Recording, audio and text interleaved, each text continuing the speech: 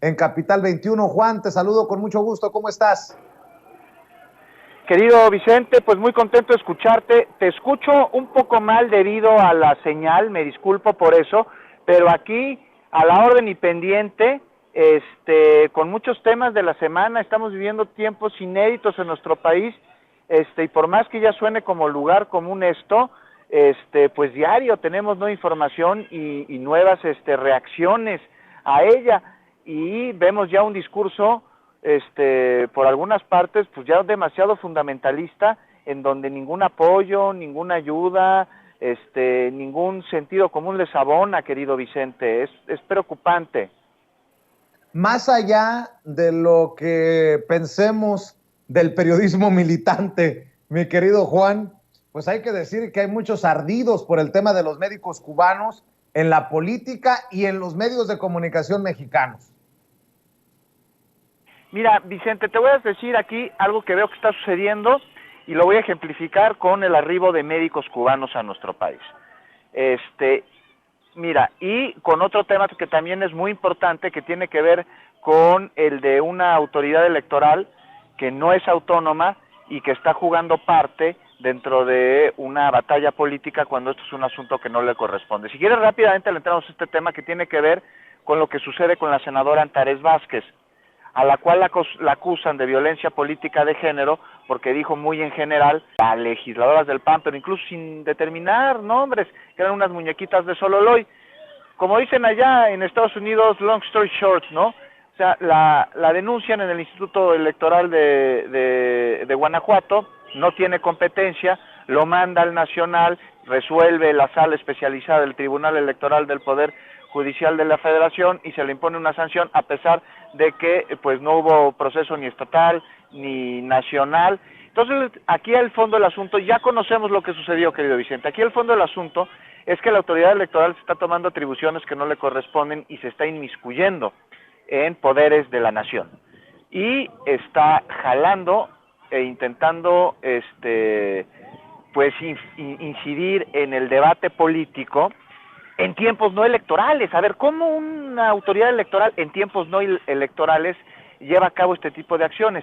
Y aquí lo que no estamos viendo, o lo que no están diciendo más bien, porque sí lo estamos viendo, es que Antares Vázquez es la mujer que mayor preferencia tiene para poder ser candidata de Morena en el 2024 como candidata, te digo, a gobernadora del estado de Guanajuato. Entonces, la autoridad electoral se está adelantando, está incidiendo en el debate político, y de ahí la enorme urgencia de que exista una reforma en esta materia, de ahí la importancia que hoy inician los foros del Parlamento abierto sobre la reforma electoral, y de ahí la importancia que tendría que existir en que la oposición, pues si está en contra de esto en particular, pues forme parte de estos foros para que dé a conocer de manera plural y democrática, porque la democracia es el diálogo, cuáles son sus posturas.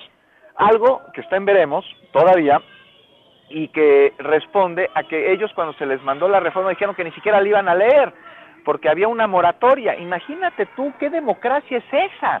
O sea, más allá de qué se trate el tema, a quién esté dirigido, cuál sea su rubro, no, pues nomás porque viene el presidente de la República, nosotros no lo vemos, eso es democracia. Lo que sucede con Antares Vázquez es autoridad electoral. Estamos en momentos muy complicados y hay una posible solución a este rubro, que es justamente el presionar a nuestros legisladores para que voten a favor de salvar al INE. ¿Cómo? Reformando con una reforma político-electoral en México, porque al INE nadie lo va a atacar. O sea, al INE, al contrario, lo estamos protegiendo. Lo que está sucediendo es que el INE está siendo atacado desde su interior por sus consejeros, que están manchando el sentido y el propósito de este instituto, que tendría que ser muy noble en su actuar, y no lo está haciendo. Vicente, no sé tú cómo ves este asunto. Definitivamente que hay muchas cosas que criticarle a esta autoridad electoral que pues no ha sido muy imparcial, que digamos, y hay que prestarle atención a estos casos como el de Antares Vázquez Alatorre, con quien ya nos hemos solidarizado ante este actuar de un tribunal y de un INE con muy mala leche desde mi perspectiva. Oye, Juan, y lo del tema de los médicos cubanos, ha destapado a medio mundo conservador, ¿eh? Querido Vicente, te escucho muy mal, me disculpo, debe ser seguramente mi señal. Nada más escucho voces metalizadas. Déjame nada más concluir esta participación agradeciendo tu generosidad y hablándote del tema de los médicos cubanos que adelanté que lo iba a tocar aquí. Llegan médicos cubanos a México. No es la primera vez que llegan médicos cubanos a México. Hay una colaboración entre los dos países desde hace 40 años por lo menos. Y además no solo en México, sino en todo el mundo. Las brigadas cubanas existen desde hace 60. Han atendido, o sea, estos son datos que ahí están, que son fehacientes. En 60 años de historia estas brigadas médicas han atendido un 60% de la población mundial. Además han realizado partos, han realizado intervenciones quirúrgicas y le han salvado la vida a miles de personas. ¿Qué sucede con estos médicos cubanos que llegan a México? Vienen a intentar ayudar mientras existe un déficit de médicos especialistas que no quieren acudir a zonas rurales por la razón que sea, ¿no? Y bueno, se les respeta, se les ofrece la posición, porque antes decían, le están dando mi trabajo a médicos cubanos y yo soy especialista en México y no me dan trabajo. No, se hizo una convocatoria, le entraron los médicos a la convocatoria y nadie quiso ir a zonas rurales. Por ejemplo, las que están en Nayarit, a donde acaban de llegar estos primeros 60 brigadistas cubanos a México. Esto responde a un terrible problema que se llama fanatismo. Entonces, con el fanatismo la gente vuelve profano lo sagrado y bendito lo maldito, porque pierden por completo el piso del juicio crítico y se les nubla el pensamiento.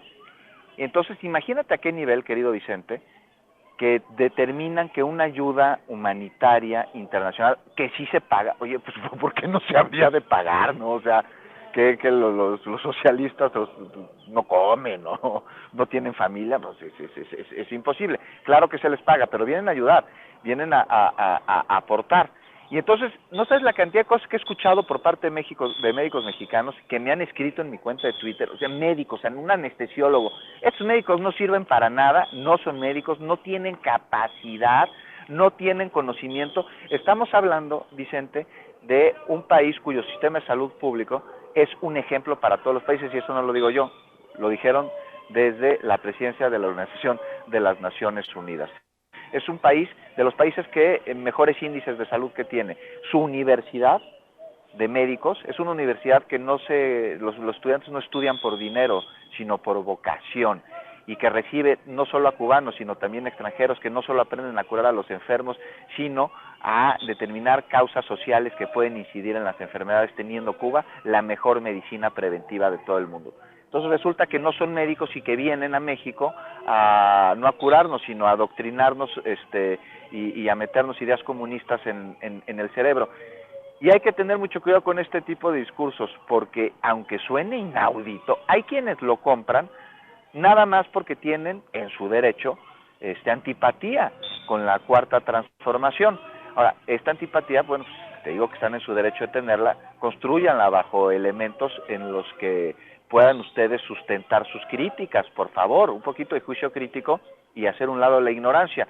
Y si tanto la repudian, bueno, pues yo los invitaría a, en vez de andar diciendo mentiras sobre médicos cubanos, cráteres en el aeropuerto o cualquier otro tema que se les ocurre, que tengan un proyecto para resolver lo que dicen que están mal y aportar a la discusión pública de manera democrática, como pues una buena oposición tendría que ser, cosa que desgraciadamente, querido Vicente, no existe en México.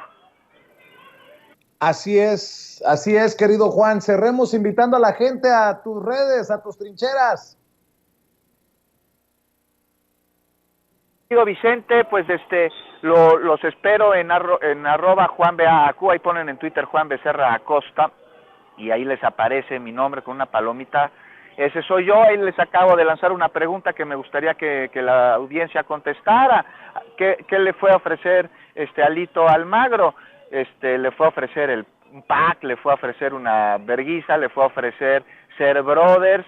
Pues ahí los espero, y a las 9 de la noche en Capital 21, en Informe Capital. Y te mando un abrazo, Vicente, con mucho cariño, con mucha admiración por tu trabajo, y con una disculpa por mi mala conexión.